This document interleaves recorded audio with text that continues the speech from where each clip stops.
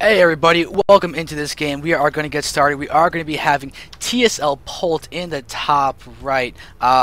This is going to be awesome because these guys have already played their game 1 and it went incredibly interesting. Incredibly interestingly. Polt went for bio and it ended up actually losing to Incredible Miracles YoDa, who went for mech, and YoDa's mech in that last game was greater than Polt's bio in that last game as well.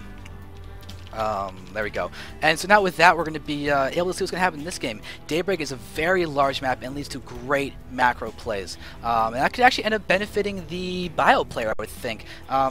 Daybreak is great for macro. So possibly better to bio. By the way, if you guys are wondering why I'm typing, it's because there's a viewer Hacksaw in the stream who is actually deaf, so I'm trying to help him out and just do a little bit of typing while I go about and do this. And I think it also just adds a little interesting factor to this thing. Hopefully it doesn't get old and you guys stop watching. That'd be really unfortunate. But what you guys can do is go to zanderfever.tv/vote and let us know who you think is going to be winning, because right now YoDa is up 1-0 against Polt, and Polt is looking like we're not going to see. Wait, we have a refinery first out of YoDa. Oh, cool. So we have a refinery first out of YoDa. So we're going to have a really fast build. So refinery first for YoDa. That's going to be really important for getting out very quick kind of types of tech. And he may actually be using it for this proxy over here. This could be devastating. We've already seen MKP go for a really heavy styles of just proxying. I mean, he in his TVT proxied 3 games in a row, I think it was, against either, what's his name, Spencer92 or something along those lines, but it was Shield was his real name in game. So right now, there's Polt's barracks going down, getting that Marine, and I'm kind of curious if you guys think that the proxy is going to work or not from YoDa. It's theoretically could. It's a very powerful way to go about doing things, and I'm kind of tempted to say that it could definitely actually end up giving YoDa the victory, because it's in a very different, very odd spot. Oh wow, he's actually proxying everything. Oh, look at that. It's going to be a proxy Banshee, most likely. Proxy Banshee or Hellion drop, and that could be really devastating. We are seeing the Hellions there, or just plain Hellions. Possibly just plain Hellions. We'll see exactly what's going to be happening, but we do have Command Center down. So Polt is gasless expanding, and that's going to be possibly terrible against this play. If you look around, though, Polt is looking around and trying to find the proxy. He's scouted over here. He actually, interestingly enough, has not scouted this third area of him. That's kind of the most obvious places to go over and scout, but he's going to move on this Marine. And there it is. He might be able to pick off this SCV. If he can pick off the SCV before the factory finishes, the factory barely gets done. Oh, wow. We're about to have an MKP situation where the barracks ends up not being able to complete because the SCV got killed. But now we're definitely no Banshee. Definitely no Starport now. Definitely no Starport now. My god, that is abysmal spelling. You guys can laugh at me for my spelling and all that stuff. But there is, okay, scratch that, it's in his base. You know what? It's in his base. So he's going for his base. He may still go for a drop with it, but he's now producing 1 Hellion 1 Marine at a time. He's actually not pushing out with them, interestingly enough. He may shortly, but Polt's throwing out a bunker. And look at the bunker place. This bunker is really important, because if you see, all the Terran units are ranged, and it's going to force the units onto here. So with all the Terran units being ranged, it's going to be a great spot for zoning into the range, so into the ramp.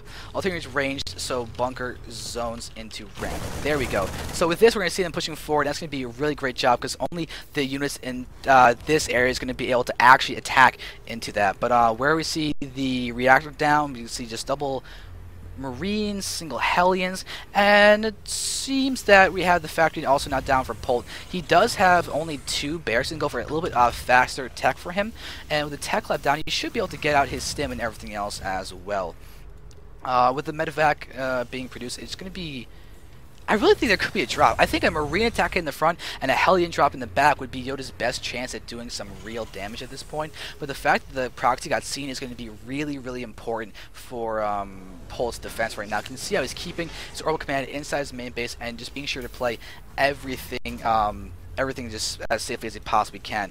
The stim first instead of combat shield first. So just note stim first, not combat shield. So that's gonna be really important to see. And we got Cloak again. So the stim is gonna combat shield. Remember from last game, combat shield means that Marines die in 3 shots to the Banshees. Die 3 shots. 3 shots to Banshees. So that's going to be really, really important for watching how this is going to turn out. But if we can add in, I believe 1 medevac got on the field. Yeah, so we could actually have YoDa dropping as well as Bansheeing in the back at the same exact time. So now we're going to watch these guys be pushing forward and try and do a little bit of damage. But a nice Marine spread is here from Polt, and there's actually no cancellation on this Cloak, even with Polt scanning it and everything. You even sees the little indicator that a cloak is being researched or something's being researched.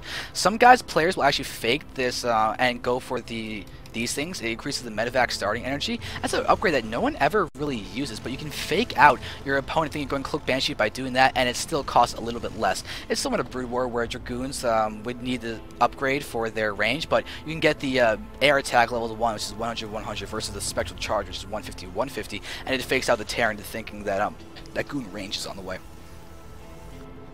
Okay, so with the siege tank now coming out, it looks like, wow, this is crazy. Siege mode and everything's going to come out. So you actually have a 1-1-1 basically happening, but there is also a base coming down here in this natural expansion. As YoDa is going to start pressing the front, we do have a lot of Marines starting to get hit as they're going to be maybe retreating into the bunker. There are 2 Marines there. There's a lot of actually roasting going on as all of these Marines are starting to get hit so hard.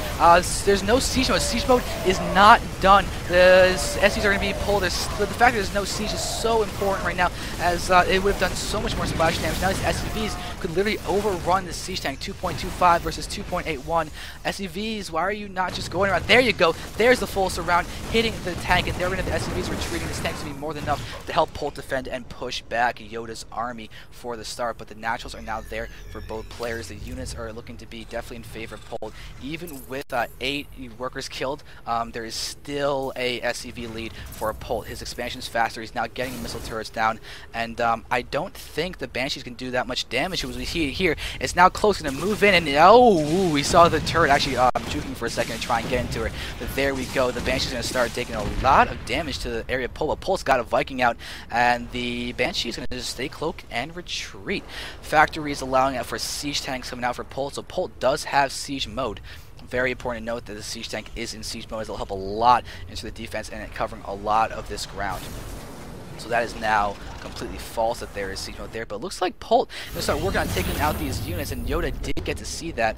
He may have lost him to the watchtower or something, but it may just be time to abandon too. Here he comes. Oh, Polt's going to actually pay. How's he take out this factory? This factory goes down. That's actually a really nice pickoff. That's going to take away the ability to go for double factory tanks, or actually really just any factory at all. If this thing burns down, that would be devastatingly bad for it in terms of delaying. But there we have the Banshee going to be coming here to defend, and this factory is really close to burning down. Here we have more Marines. The more Marines are helping here is going to be really, really important. The YoDa, will he send out any kind of SCVs? I don't see any SCVs going here to try and repair this.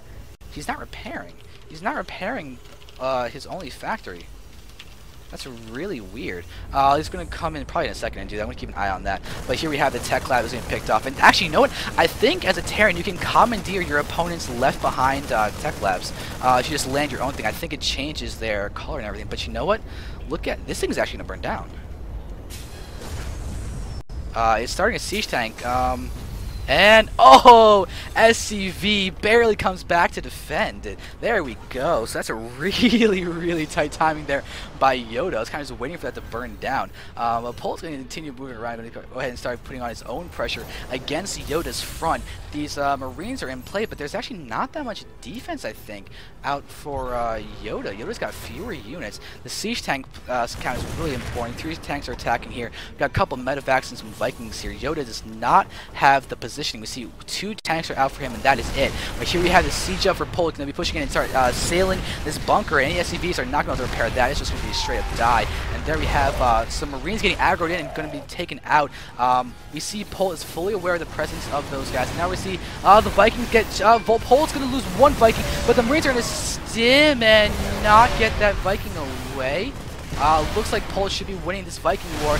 There it is, but oh, the Vikings trade lives. The Vikings trade their lives. Now we're going to see the Banshee looking to be like it's going to be under siege. And oh no, the Marines have found a sweet spot over here to go ahead and engage. Taking down the gas income, that is so important. YoDa is now taking a heavy amount of damage. There we have a siege up. YoDa has his tanks on the front. The factories are going to try and get some siege up. Polt has 3 tanks. We're going to see a big bust. All the SCVs are actually coming and try and help heal everything from Polt, but Polt's got so much of a food lead. We can see that the supplies are going straight down for YoDa. Polt is still alive, still doing damage with these Marines, and there is death. But you know what? It's defended, but such cost. Such a costly defense for YoDa. And that's going to really hurt him, because Polt even has a 3rd command center out.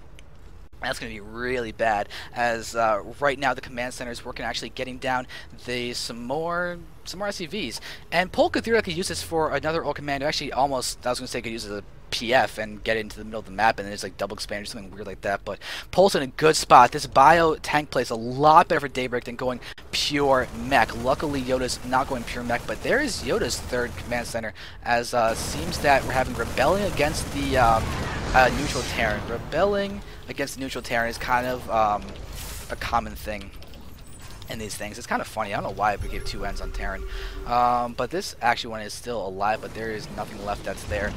Here we have Polt. Oh, he's going to go for a big double drop, and oh my god, he's going to be able to siege and hit these units. That's devastatingly bad. We're going to see him pushing forward. Polt's going to be able to start hitting it, and he may even get access into the middle line with his drops. These Vikings are not going to take out those units. The siege tank splash is we're going to taking down the factory, or taking down the tech lab. That's a devastating loss for YoDa. YoDa's going to continue getting hit. There's going to be the death of the medevac. No. But this is huge.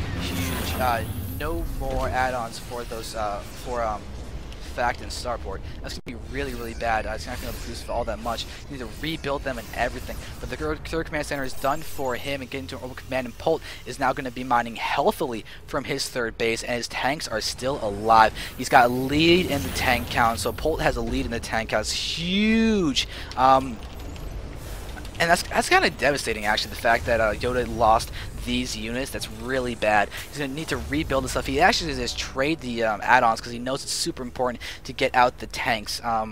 But Polt's upgrades, he's got 0-0, and his Marines looking at 1-1. Look at YoDa, he's 1-1 as well, and as far as the next level upgrades go, they are not actually down yet. The double upgrades are not able to be done, as the armory is actually not yet completed for, I don't this Polt's got his. Polt does have his armory, but his there we go. He's just started his 2-2. So Polt's gonna work on his 2 much faster than the 2-2 of YoDa. And there we have a couple of units stimming and everything. Polt is a big proponent of overstimming, to be honest. It's kind of funny, but some games he will just never stop stimming. And it gets to be especially amusing when he gets hit by banelings or Charizards all of a sudden come in and there's a dozen dead Marines in the span of half a second. It's actually pretty amusing, but it is enjoyable to watch, as Polt's going to be streaming forward, looking for a 3rd base that is non-existent at the moment. There's the stimming on those Marines, and Polt is going to just keep on getting farther and farther ahead in terms of the upgrades. We see he's got his armory getting his +1s, while there's not coming out for YoDa. Plus, he had 3 base mining so happily for Polt. His eco lead is massive.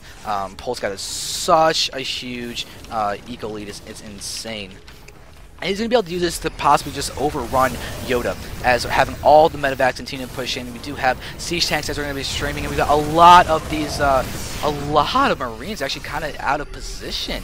Joe's going to be really careful how he moves forward. Polt, if he sees the unsiege, he can stim and run in. If he sees the unsiege, we can pull back, and he's going to get a couple shots off against those Marines. He doesn't quite have vision of those tanks. You know he does. He's got the watchtower vision, and Joe's going to be really careful with how he pushes forward. He's going to try and stay just outside the watchtower, but oh, Polt catches YoDa on siege, but does not take advantage. There we go. These tanks are going to die before they can do much of anything. Gets 1 shot off. Tanks are still in play for Polt to continue pushing in. The food counts are so devastating in favor of Polt. It's insane. YoDa's got half the food. Polt is looking like he might be able to actually just break his front right now. He would quite literally unsiege and then just move forward. He's now picked off a tank for basically free. And there is GG by YoDa. GG by YoDa is going to take this game to the next final deciding one. And with that, we are going to be having this game reaching the climax. Game 3, the deciding Game 3 will be determining who is going to be winning.